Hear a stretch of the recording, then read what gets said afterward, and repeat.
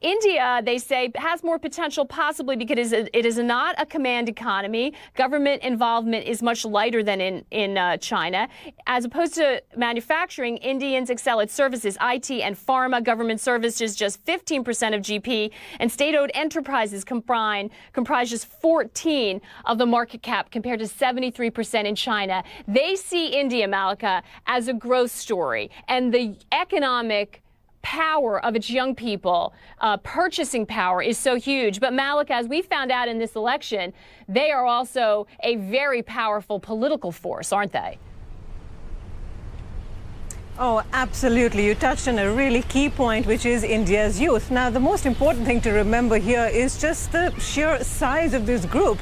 India has the world's youngest population. 65% of India's population is under the age of 35. And remember, we are a country of more than 1 billion people. So the numbers are mind-boggling. And, you know, the youth has tremendous power, economic power, certainly political power. We saw so many people, first-time voters, come out and take part in this election this time.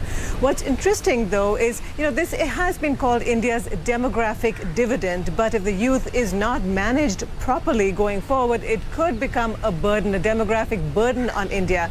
And let me explain what I mean by that.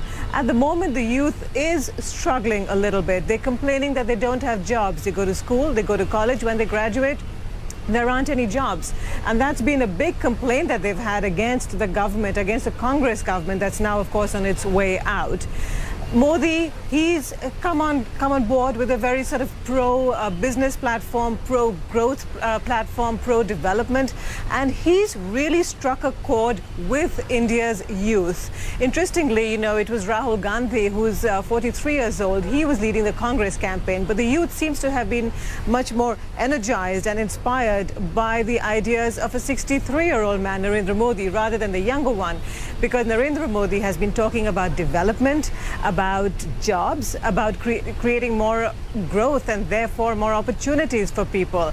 And India's youth, full of hope, full of aspiration, that's the man they've seemed to have decided to cast their vote for.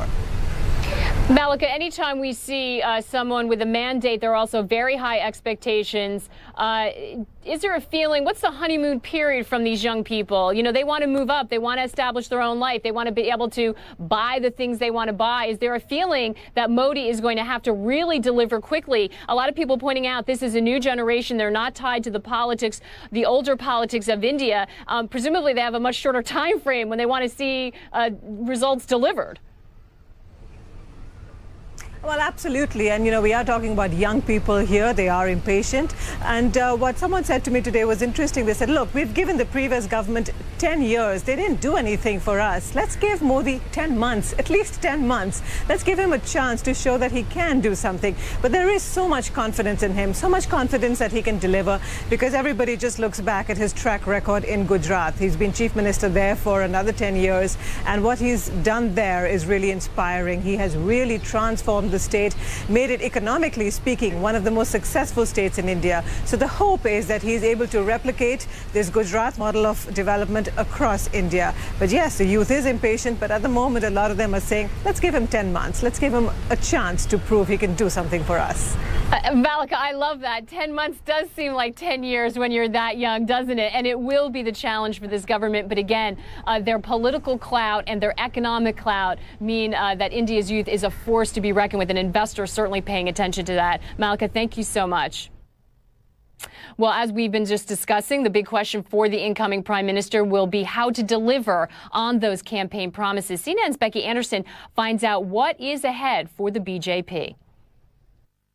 Well, I'm joined here at this local market in New Delhi by the former editor-in-chief of The Hindu, one of India's largest newspapers, Mr. Siddharth Varadarajan. It's clear that Modi, Narendra Modi, and the BJP party are likely to win this and win this big. What can we expect? Well, I think his first priority is obviously going to be to begin to deliver on the promises he made on the economic front. Don't forget, this is a country whose young electorate appears to have overwhelmingly rejected the Congress, because they say the Congress isn't a party that's going to provide me jobs, isn't looking after the economy. And Modi portrayed himself as a guy who could deliver on that front. So I think the expectations are enormous, and I think his first focus is going to be to do something to revive the growth rate in this economy. If you had to draw an analogy with Mr. Modi and somebody else on the international stage, who would it be? Well, he's a strong, some would say authoritarian, centralizing figure. Putin would be a good example. You know, Putin has this concept, Vladimir Putin has this concept of a power vertical where power is concentrated and what he decides gets enforced all the way down the line. Modi in many ways is a guy like that. He doesn't rely too much on deputies, he doesn't delegate. What he says should, you know, he pushes through what he wants. Just then contextualize this for me, for the international viewer. Why does what happens here and with India on the international stage matter?